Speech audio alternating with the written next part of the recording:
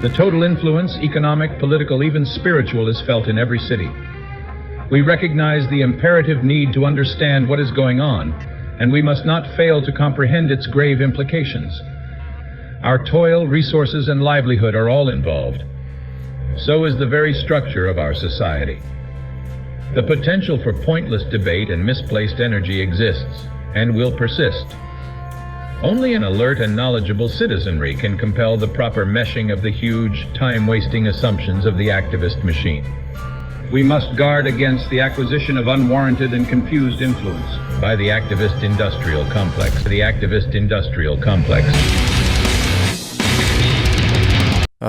Activism.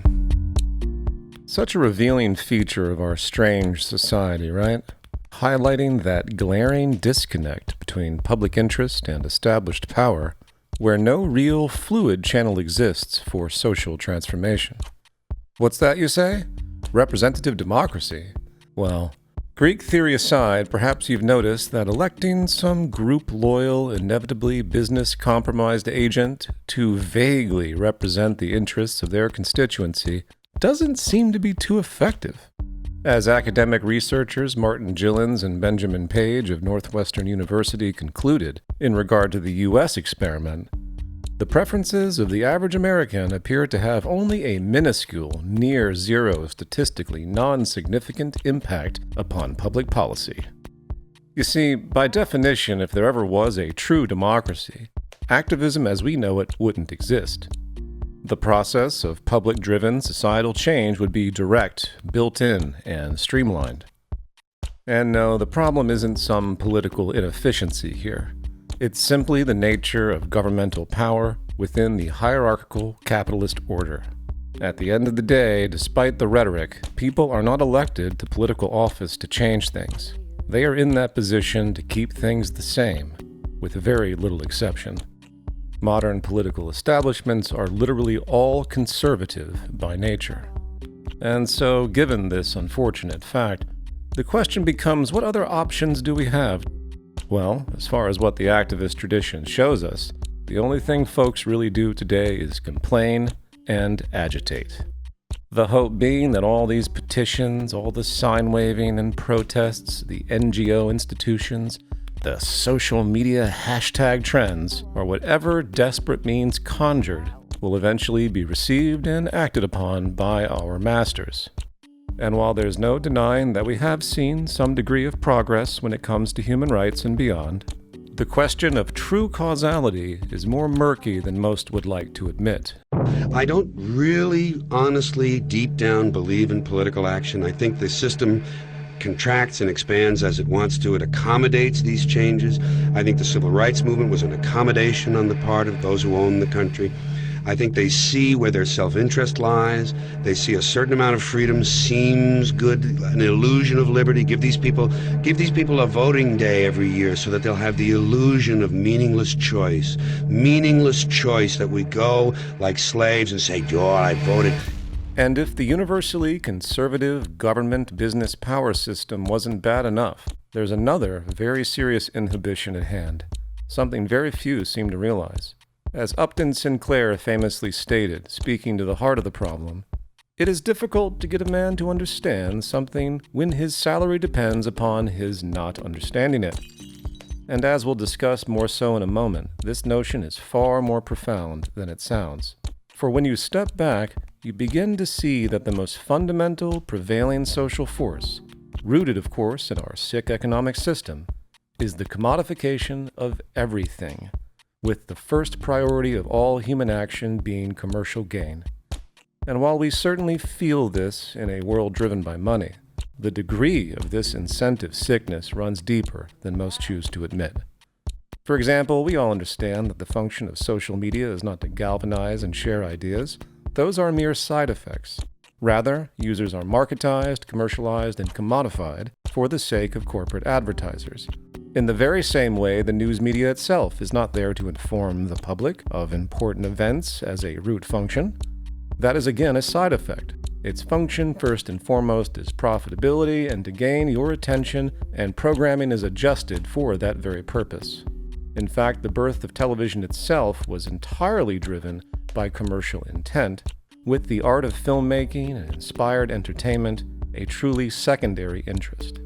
All this is to say that the growing incentive distortion of the capitalist ecosystem has replaced the notion of value with the institution of price, and human creativity, human concern, global events, and even your very thoughts are only of value in this society based upon what kind of market price can be associated to them.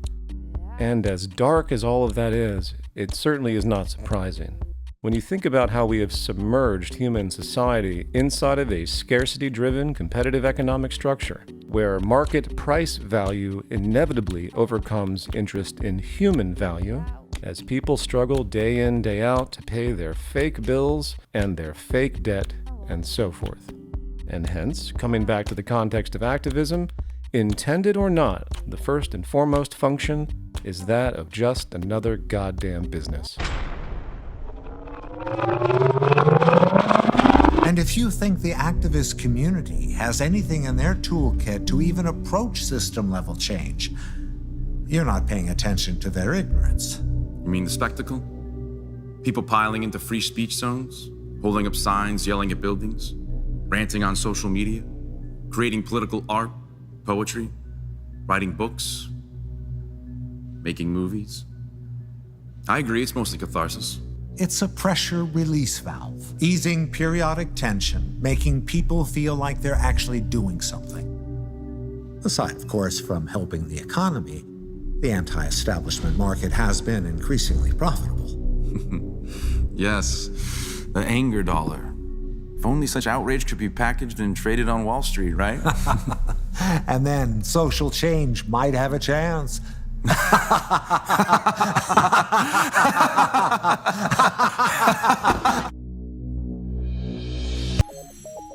You see, there's this thing I call the activist industrial complex. In parody, of course, of Eisenhower's original military industrial complex speech. The activist industrial complex are not just those who produce their media or operate institutions solely for personal gain, pretending they're fighting for some cause. The more interesting level of concern are those who go into that world with true honest intent and are unwittingly co-opted by the very structure they ultimately seek to change. I say ultimately because when you categorize all the major activist interests of the world, both historical and modern, you'll notice that they all resolve in causality down to the very core of our social system and the economic structure that defines it.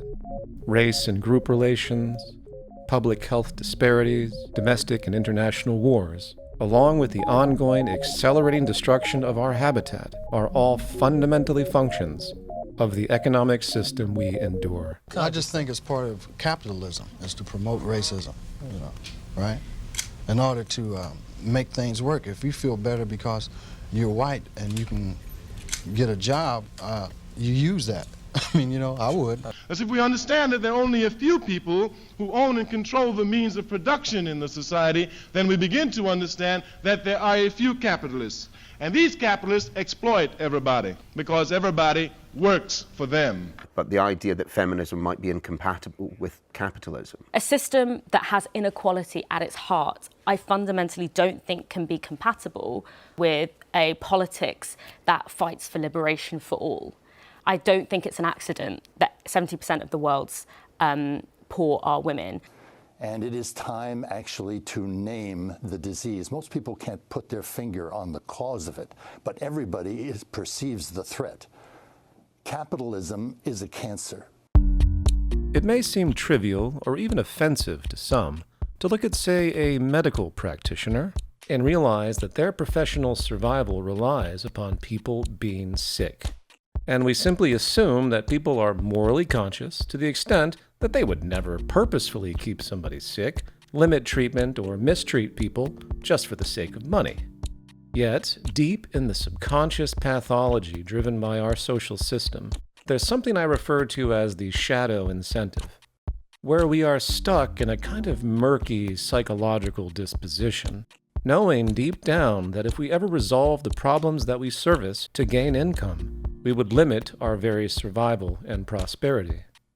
It is simply an objective, empirical fact that there is no structural incentive in our economy to actually solve any problem, but rather to service them and to keep servicing them as long as you can. And this is the exact same shadow incentive problem that exists in the activist community. Have you ever noticed all those best-selling authors or directors of blockbuster documentaries being activists about this or that social issue? And how more often than not, as they gain more notoriety and, of course, money for their work, the notion of system change gets increasingly more distant. Why? Well, if you're rewarded by a given system, and handsomely so, the cognitive dissonance will always resolve down to preserving that source of survival.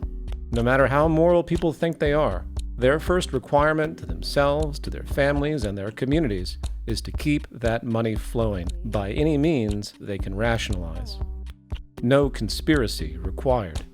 Sociologically, at the heart of everything, that is a most fundamental flaw of market economics. So remember, the entire system is predicated on the exploitation of existing problems, hoping for new ones, in fact, moving to solve them selectively and slowly, because if one day we woke up and most of the social problems that we have to perpetually service through labor went away, destabilizing economic decline would be upon us. Now take this empty glass. Here it is, peaceful, serene, boring. But if it is destroyed, look at all these little things. So busy now. Notice how each one is useful. Think about all those people that created them. Technicians, engineers, hundreds of people who will be able to feed their children tonight so those children can grow up big and strong and have little teeny-weeny children of their own, and so on and so forth. We live in a complex adaptive system we call society, which over time undergoes particular change. What used to work at one point in time may very well no longer work, and that appears to be the case today. It's almost as if the economic system itself has a consciousness, defending itself when it feels threatened. And the activist industrial complex embodies that gravitation, that co-opting. And most people have no idea what they're doing. The system has you all by the balls, and the kind of radical behavior and development required to overcome humanity's death march is something the world has yet to come to terms with. But I can tell you this. Change will not originate from the best-selling authors or social media influencers with millions of followers, pretending that the very system that rewards them isn't the very system that is destroying civilization itself. And whatever the new approach is, it will not be political, and it will not be commercial. A new form of out-system activism is required. Thank you for watching, and please consider supporting my own shameful contribution to the activist industrial complex via Patreon, because I, like you, am just an agent and victim of a culture in decline.